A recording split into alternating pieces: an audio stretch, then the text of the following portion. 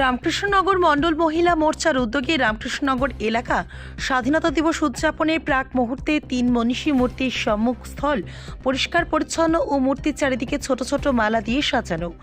৭৮তম স্বাধীনতা দিবসে প্রাক মুহূর্তে রামকৃষ্ণনগর মণ্ডল মহিলা মোর্চার উদ্যোগে বুধবার রামকৃষ্ণনগর এলাকার 3 মনীষী মূর্তির চারপাশ পরিষ্কার করে মূর্তির চারিদিকে ফুলের ছোট ছোট মালা দিয়ে সাজানো হলো। এই 3 মনীষী মূর্তি হলো স্বামী বিবেকানন্দ, নেতাজি সুভাষচন্দ্র বসু ও রবীন্দ্রনাথ ঠাকুর। এই প্রখর রোদের মধ্যেও মহিলা মোর্চার কর্মকর্তারা তাদের কাজ করে গেছেন। তাদের এই উদ্যোগকে সাধুবাদ জানিয়েছেন এলাকার সাধারণ মানুষ। মহিলা মোর্চার সভানেত্রী ঋতু সরকার আমাদের প্রতিনিধিকে এদিনের তাৎপর্য তুলে ধরেন। এই কার্যসূচিতে উপস্থিত ছিলেন মহিলা মোর্চার সাধারণ সম্পাদিকা তাপসী দেবরায়, শুক্লা দাস, শিখা নাথ, অর্চনা ভট্টাচার্য, মঞ্জু শর্মা প্রমুখ। রামকৃষ্ণনগর থেকে শ্যামল আচার্যের রিপোর্ট, নিউজ ANN 24। নমস্কার।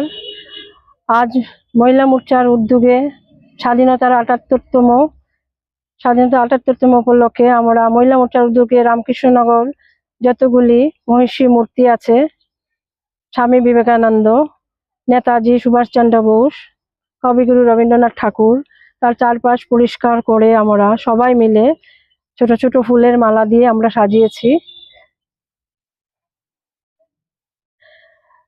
সবাই শুক্লা দাস, শিখা দেব, শিখা নাথ, অর্চনা ভট্টাচার্য, মঞ্জু শর্মা, আরো অনেকে, টুসি দেবরায়, সবাই আমার সঙ্গে উপস্থিত ছিলেন। আমাদের মহিলা মোর্চা সবাইকে নিয়ে আমরা আজ সকাল থেকে এই কাজগুলো করছি।